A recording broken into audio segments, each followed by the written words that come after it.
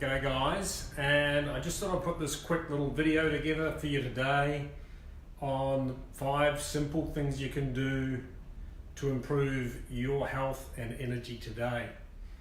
And the old health game is a bit of a complicated one when you're just starting out, or in fact it's really confusing. Doesn't matter where you are, but you've got to be able to relate everything that you're doing back to nature.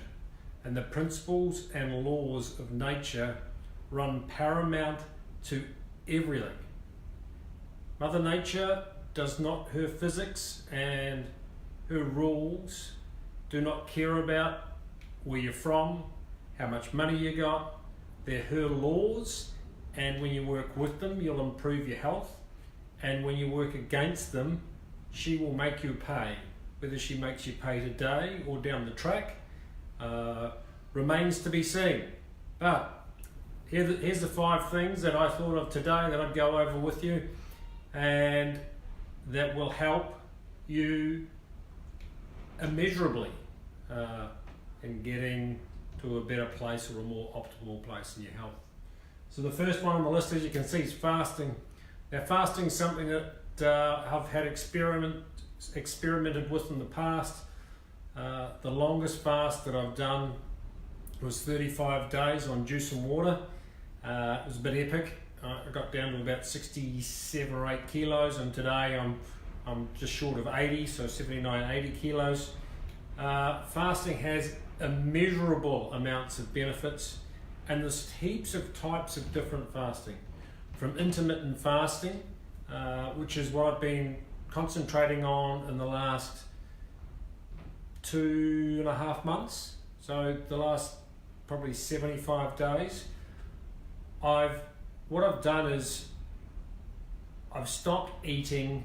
My eating window is between 6 and 8 hours every day, more like closer to 8 hours. You really want to have a 12-hour window from when you put fuel in your body as an absolute minimum. The longer you go, the better. But for me, it works well for me to first eat late in the morning and then sort of 6 or 7 o'clock at night.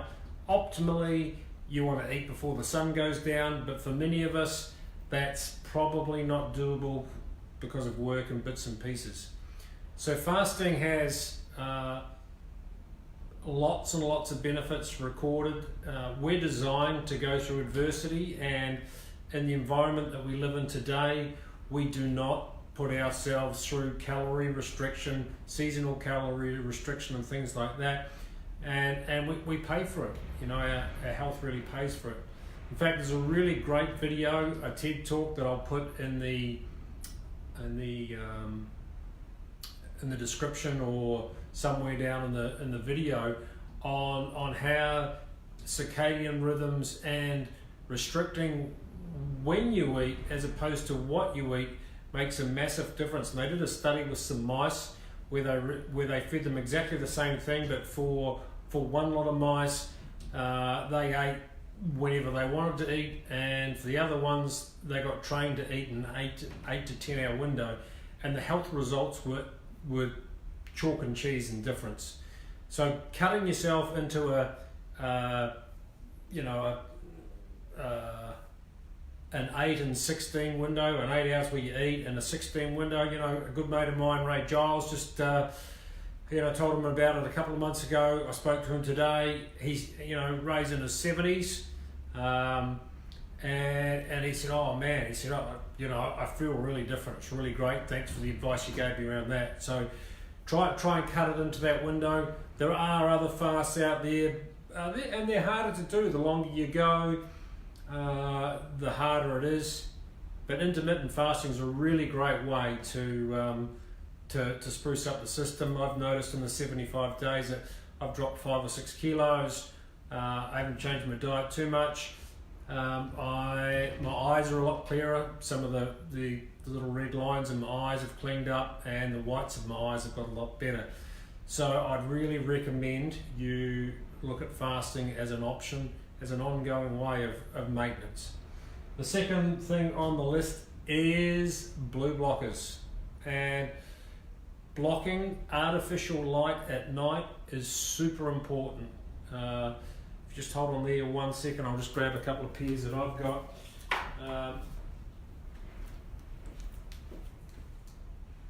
These guys at night cut out light from 400 to 550 nanometers, and it's really important that we cut out the blue light in our lives, because it's pro-inflammatory, and every biological function in your body is driven by light. And only in the last 140 years have we had artificial light. You know, there was no such thing as shift work in the 1850s. There was no such thing as, you know, really traveling at night or all those things. It was either a candle or gas lamp or nothing. And artificial light has really messed with our biology. You know, our biology is driven by the cycles of night and day. So when you interrupt it with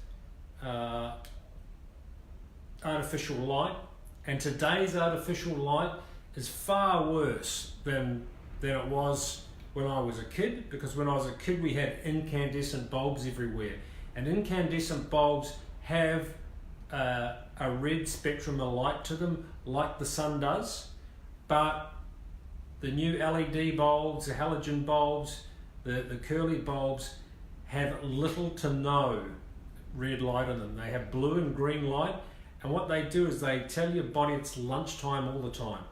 And the device that you're watching this broadcast on, unless you've got that light mitigated, is pumping blue light into your eyes. And what that does is it destroys your melatonin cycle. So your ability to make melatonin and when melatonin's released, because you keep telling your body it's lunchtime all the time, because there's no balancing, offsetting red light. In the description, I'll also put a link to my favorite blue blocking glasses. Now, if you work in front of a computer screen all day and you're under artificial light, I would highly recommend that you get a pair of daytime blue blocking glasses to help with sore eyes or headaches or anything like that. But again, the light that we're under inside we're way out of balance. So, you know, get a couple of pairs of glasses. Look, they start at sort of $23 for the not so fashionable ones, and you know, personally I don't really care. People have seen me out and about in the $23 gigs, and other ones, you know, they go up to about $150. So, you know, and I've probably spent, I don't know, $600 or $700 on trying different glasses. But my favourite ones are from Mito HQ. I will send you I'll put a little discount code there and a link to them in the video. But mitigating artificial light is undoubtedly one of the things that will greatly affect your health. You know, a friend of mine, Lance in New Zealand, got some blue blocking glasses, and I said, mate, have you noticed anything? He said, oh, not really.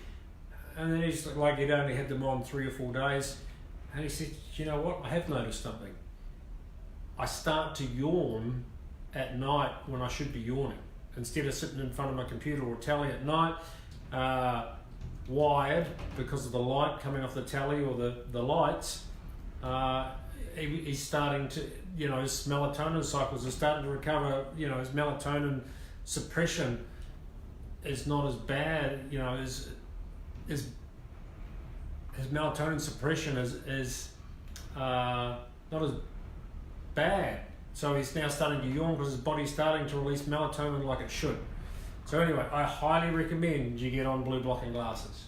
Right, number 3, sunshine. You guys, if you've seen this video before, know for a fact that I'm now a big advocate for sun.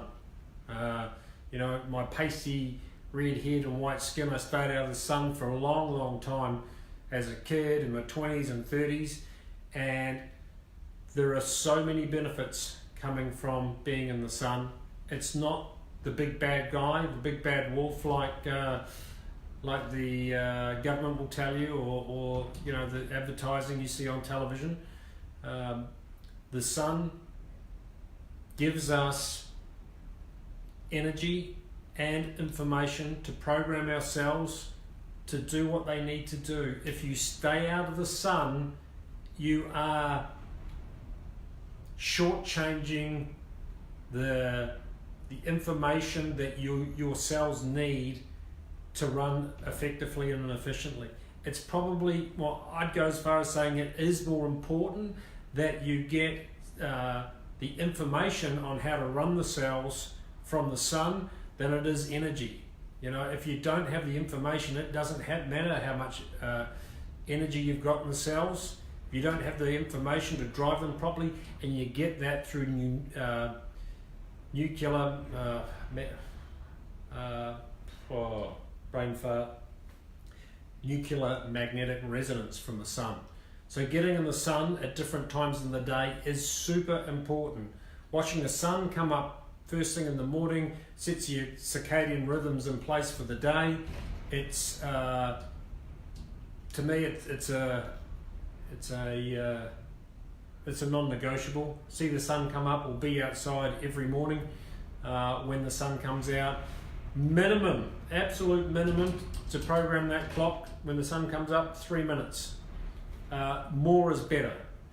The infrared A light and UVA light that comes about 3/4 of an hour to an hour after the sun comes up.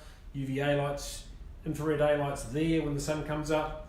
It has offsetting light to the blue light that's in the sun. So the blue light that's in the sun mitigates all the blue light in the sun releases the cortisol and other hormones in your head to wake you up and get you going for the day. It's better than a cup of coffee. 3 minutes outside, better than a cup of coffee, and better for your health too. So if you're up before the sun comes up, like many of them are, you want to do your nighttime deal with the blue blockers again. You want to mitigate that artificial light until the sun comes up. So if you're inside, like at this time of year in the southern hemisphere, like most of us are, you know, the sun's coming up here at 7:15 in the morning and it's gone again at 5:30. You know, it's a little bit hard to negotiate life without a pair of blue blockers or a couple of pairs of blue blockers. Once the sun is up, get outside, even if it's for short breaks. You know, you've probably got workmates, if you work in an office, that go downstairs for a smoke break. Head outside with them, stay away from them, but get outside without sunglasses. Whenever you're outside, don't wear sunglasses. Get that light in your eyes. That light in your eyes will help your body keep track of the different times of day through the different frequencies of sun that are being given, and so it helps your rhythm stay in place, and you're not in that toxic light all day where you're just getting certain frequencies of light. Get back outside so you can remind your body where it's at, what time of day it is, etc., etc. Because it all comes back to timing. It all comes back to your circadian rhythms. And when your circadian rhythms are off, you're off. It doesn't matter what diet you have. If you don't get your light right, you won't be right. You cannot get better in the environment you got cooking. And if you don't want to change your environment, good luck. Doesn't matter what supplements you take, doesn't matter what you do. The long-term prognosis is not good if you don't fix your light environment by mitigating the bad and fixing the good. So get out there in the sun. This time of year it's pretty hard to make vitamin D, but if you're up near the tropics or further north, it's obviously easier because you need UVB light to make that happen. And UVB light happens when the sun's above 30 degrees in the sky, and it sulfates cholesterol to make vitamin D. But if you're down in Melbourne, New Zealand, Tasmania, a lot harder. You know, your window will be really small and you'll only be able to make a small amount. That's why lapping it up in summer is a top idea. But further north you go, the more UV there is, closer you get to the equator, there's same UV all year round. Alright, cold water. This is something else that I have introduced into my life as a regimen every day for the last probably three and a half months. I'm lucky I live just across the road from the ocean. The ocean is currently where I am about 16 degrees, and I go down and there's a bunch of old guys, and I'm the youngest guy by at least a decade that goes down there, but there's a bunch of old guys that swim every day. Now, being that we're in June, the numbers are definitely starting to wane, like 3 or 4. When I first got started, there was about 15 or 20 of us swimming. Some of them head to warmer climates in winter. But for me, every day getting in the cold has been really beneficial. I just feel invigorated. And so what happens when you get in cold water, and I don't expect you to start off by just jumping in a cold shower or anything that less than body temperature is a great place to start. So anything less than 37 degrees, get a cup of water, get a thermometer, put it in at 30 degrees, have a lukewarm shower for 5 or 10 minutes. Do that for 3 or 4 days or whatever you can tolerate, then wind it down a bit and just keep winding yourself down until you get to having cold showers or being able to jump in the ocean. But anytime you get in water that's cooler than your body temperature, you're doing yourself a service. Water is a great transducer, and that a transducer is a way, is an energy exchanger. Water's always seeking balance. So if the water's 15 degrees and you're 24, it'll be pulling heat out of you. Taking heat out of your system helps shrinks the cytochromes of the mitochondria, and so electrons flow across these. I'll just put those there. Electrons flow across the cytochromes of the mitochondria to arrive at oxygen, and as we get more inflamed, they move further apart, and so the flow is not as effective and as efficient as it should be. So getting in cold shrinks those back down. Getting in cold also helps you burn fat. It's the beta oxidation of fat. There are so many benefits to getting cold. We live in a society today where we are mono-temperature people. People like being at 23 degrees. They have their car at a certain temperature. They have their house at a certain temperature. So there's no fluctuation in what they're doing, either getting really hot or really cold. You've got an enzyme in your body called heat shock 70, and that gets activated when you take your body to temperature extremes, and it's a good thing to do. So even hot and cold showers, try that. But you will feel invigorated, you'll feel much better. Just start slowly. Don't jump into it, think that you've got to get freezing to start with. 12 degrees or 55 Fahrenheit's really where you're trying to get to. You can go colder, but you probably don't need to. Now that, cold water works really good for my type of haplotype, skin type, my genealogy. For those closer to the equator, so for African Americans, for Fijians, for African brothers, because their mitochondria are more tightly coupled, getting cold is not as effective and as efficient and might not work at all. What else have I got to share on that cold water? It's also not bad drinking some cold water. The Huns of people are some of the longest lived people on the planet. They walk down to an icy river every morning, drink pretty cold water every morning. Make sure your water is fluoride free. I can help you with that. I got a range of water products that are awesome, and I don't say that just because they're mine. I've selected the best stuff from wherever I can find it and put a collection together. If you are interested in that, just flick me a message. Right, the last one is outside time, and that's about our connection with nature. It's really important that we get away from the environment, the artificial environment that we've created. Stepping outside, getting outside's great, but getting out in the bush, away from all the cell phone towers. Go to places there's no cell phones if you can. But get outside, get in nature, connect with nature, sit and observe and watch things and appreciate things for what they are. Take people that you love with you, connect with other people.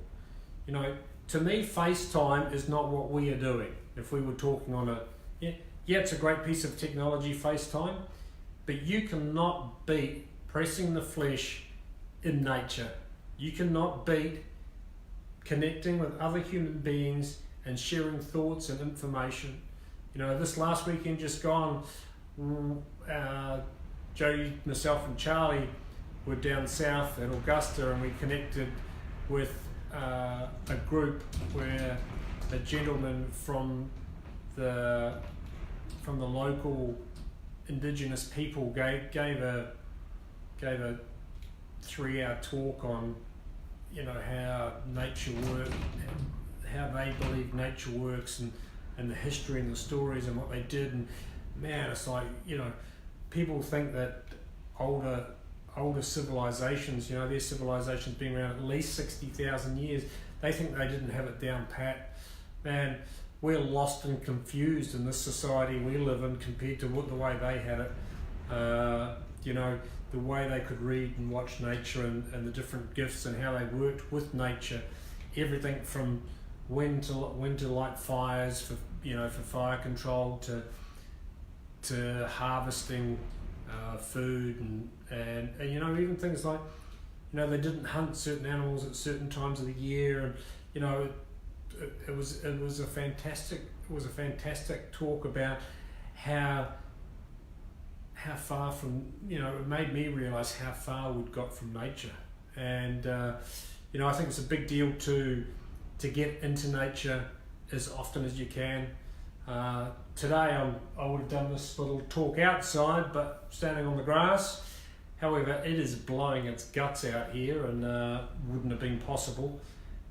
But anyway, I hope those tips have helped you. Now, over the next in about a week's time, maybe 10 days time, I'm going to run a 7-day health challenge. It'll be free, and there'll be some worksheets and bits and pieces that go with it.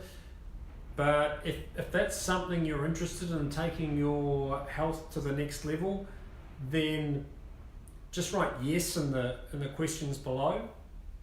If you are watching this live, can you just put a 1 in the box?